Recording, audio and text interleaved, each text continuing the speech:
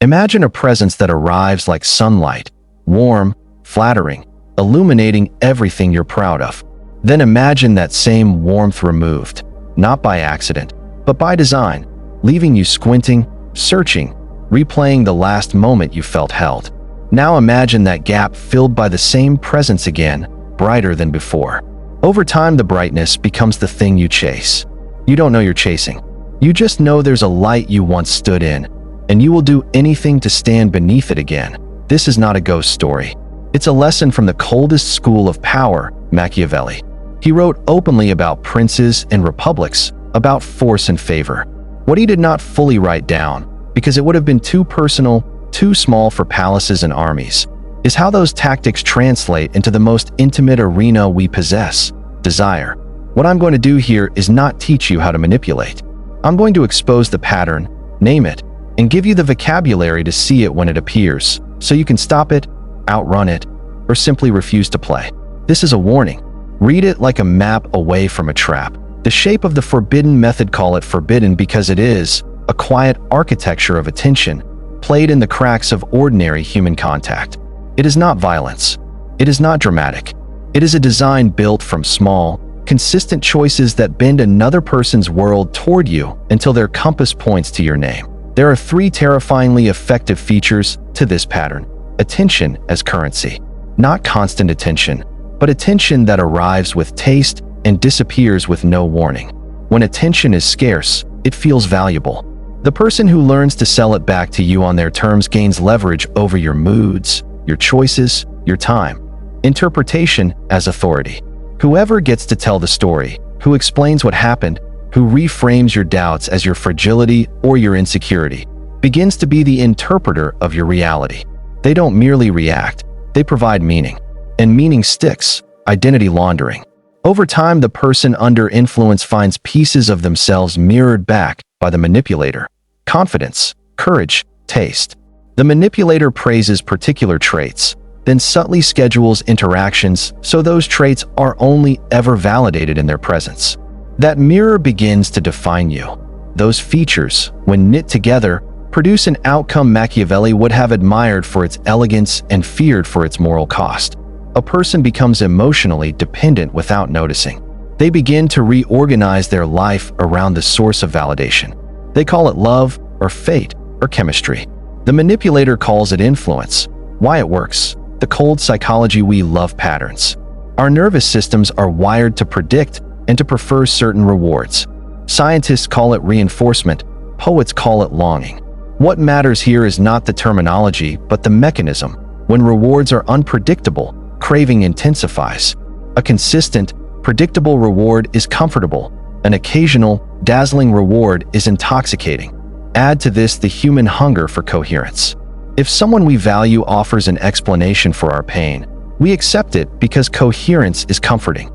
If that explanation rewrites a memory, denies a boundary, or reframes an insult as playful teasing, we begin to doubt our own reading of events. Finally, the social brain hates loneliness. The social cost of losing a relationship, or even the emotional cost, feels enormous.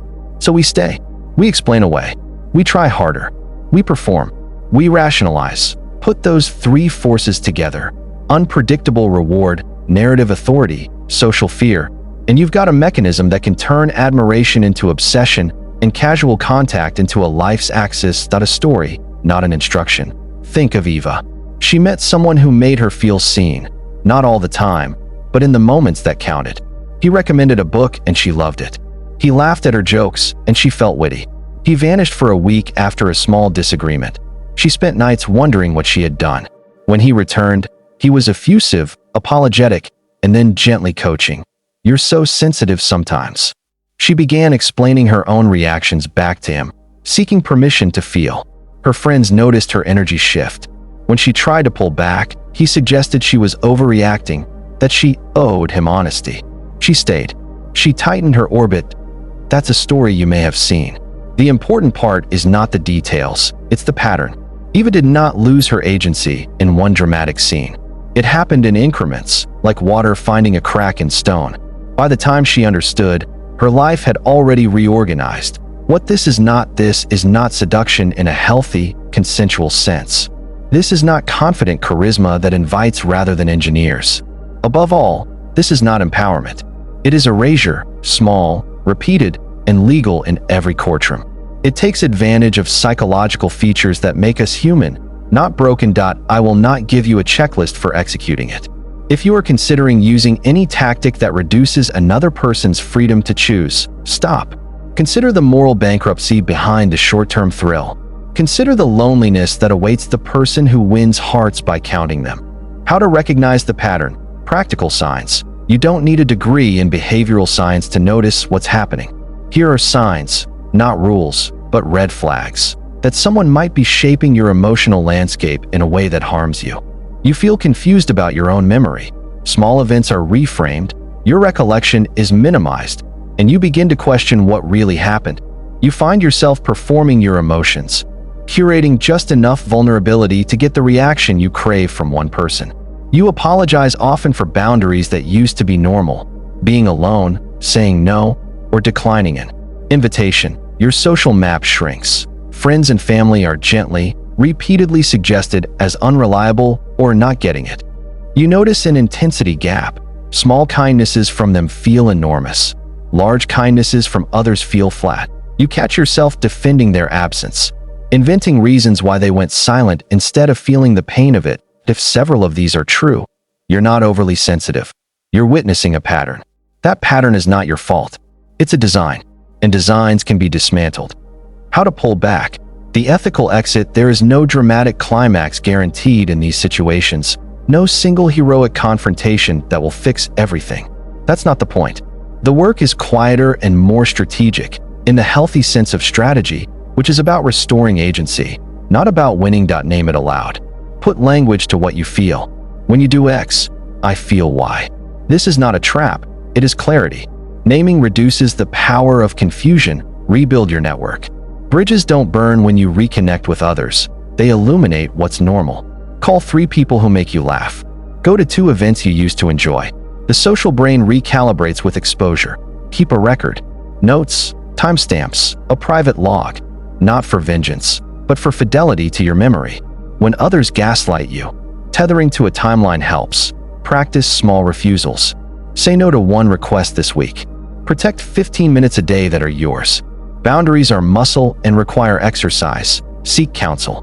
A friend with distance, a therapist, or a support group gives perspective. Manipulation thrives in silence. Speak. None of these are cruel. None are theatrical. They are methods of reclaiming clarity and protectiveness for your life. Why the manipulator loses. It's tempting when you see power play out to suppose the manipulator wins. But the victory is cheap. Relationships built on designing another person's lack of agency cannot carry intimacy. They are brittle, requiring constant deception and performance.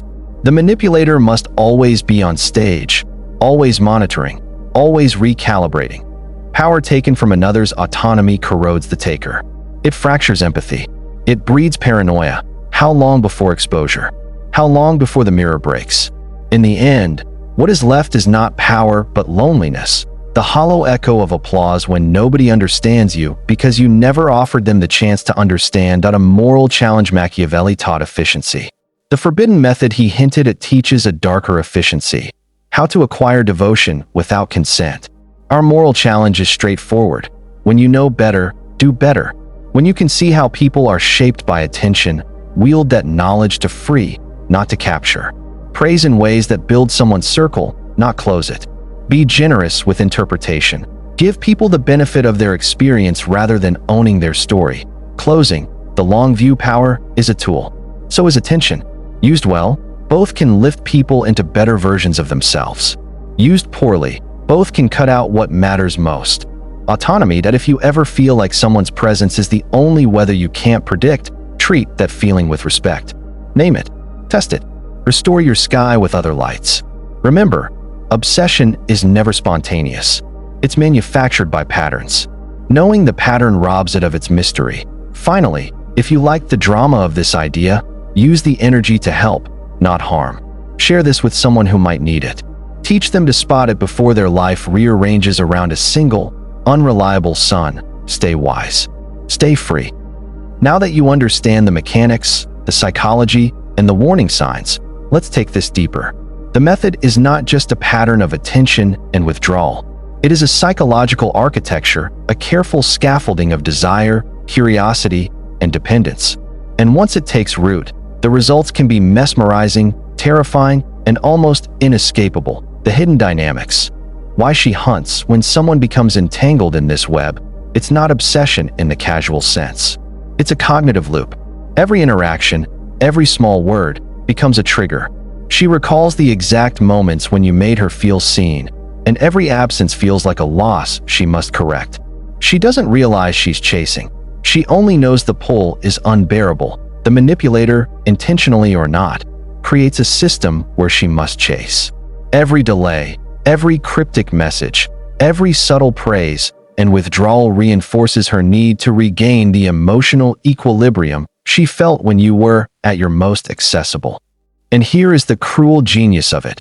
She begins to define herself through your presence. Every choice, every fleeting emotion becomes filtered through the lens of how it might be perceived, interpreted, or rewarded by you. The architecture of emotional gravity. Think of this like a black hole. Once proximity, praise, withdrawal, and narrative control align, the other person orbits the manipulator naturally. She is drawn to your light, sometimes unknowingly, because her psychological gravity has shifted. Predictable unpredictability. She doesn't know when attention will come, but she knows it will. That uncertainty makes her hyper-focused. Validation dependency. Her sense of worth begins to tether to the moments you validate her identity or emotions. Social recalibration. Slowly, she may unconsciously distance herself from friends or influences that compete with your emotional authority. Cognitive obsession. Her mind replays your interactions endlessly, analyzing, anticipating, and strategizing ways to regain your favor. Why now? She isn't just chasing you. Her entire inner world has reorganized around the rhythm of your presence and absence. The trap for both sides. It's tempting to think the manipulator wins in this scenario, but the cost is hidden. Controlling someone's attention and emotions is exhausting. Every action must be calculated. Every reaction must be monitored. Any slip can trigger resistance, exposure, or loss. The manipulator trades freedom for control, a Pyrrhic victory. Meanwhile, the one being pursued loses clarity, agency, and sometimes even self-respect. Her choices are filtered through your presence. Her emotional highs and lows are dictated by a mechanism she didn't consent to, one she may not even fully perceive. Both parties are trapped in a silent, invisible war. One struggles to maintain control, the other struggles to regain it. It's a dance of power, obsession, and manipulation masquerading as desire. How to spot and break free. Knowledge is the ultimate shield. To defend yourself against this pattern, you need more than willpower. You need awareness and deliberate action. Step back mentally, notice the pull. Label it. I feel drawn, but it's manufactured. Awareness reduces the power of unconscious patterns. Rebuild your boundaries. Create space, set limits, protect your time, and honor your instincts without guilt. Diversify attention. Reconnect with other relationships, hobbies, and interests. The psychological orbit around one person will weaken when your life gains multiple gravitational centers. Keep a record. Messages, events, and interactions help you maintain a factual map of reality. Manipulation thrives on memory distortion. Clarity defeats it. Seek perspective. Friends, mentors, or a professional can help you see the forest when the trees seem endless. The goal is not revenge.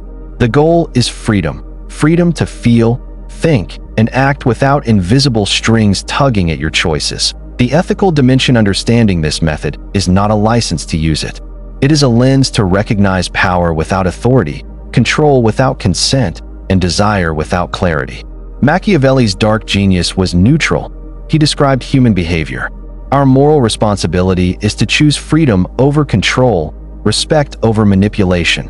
Remember, lasting influence is built on transparency, trust, and mutual growth. Anything else is temporary, destructive, and hollow. The forbidden method may produce obsession, but obsession is not love. Obsession is a mind enslaved by someone else's design. The final warning: if you notice the pull, The orbit, the subtle gravitational shift in someone else's attention toward you. Step back. Watch, analyze, and decide deliberately. Obsession is seductive. It feels validating. It feels powerful. But it is rarely a sign of genuine connection. The most dangerous force is not the person hunting you. It is the pattern itself, invisible, patient, and persistent. Recognize it, name it, and reclaim your agency. You are not a pawn. You are not a mirror for someone else's design. You are the center of your own orbit. Protect it fiercely. By now, you've seen the architecture, the psychology, and the silent gravitational pull this method creates. But understanding mechanics is only the first step. To truly grasp its danger, you need to understand its emotional aftermath, the psychological trap it sets for both sides, and how it can quietly consume entire lives if left unchecked. The invisible cage. How desire becomes obsession. This method doesn't announce itself. It arrives like a whisper, a shadow in ordinary interaction, a subtle tilt in attention and absence. At first, it feels flattering. She cares, you tell yourself. She notices me. But slowly, almost imperceptibly, a pattern forms. Moments of attention are intensely rewarding. Moments of absence trigger anxiety and overthinking. Every small praise is magnified. Every small withdrawal is agonized over. Her mind starts to organize itself around these moments. Her memory highlighting your presence and downplaying your absence, but not enough to make her leave. Instead, she chases the echo of what she felt, trying to regain it. This is the brilliance and the cruelty of the method. It engineers craving without consent.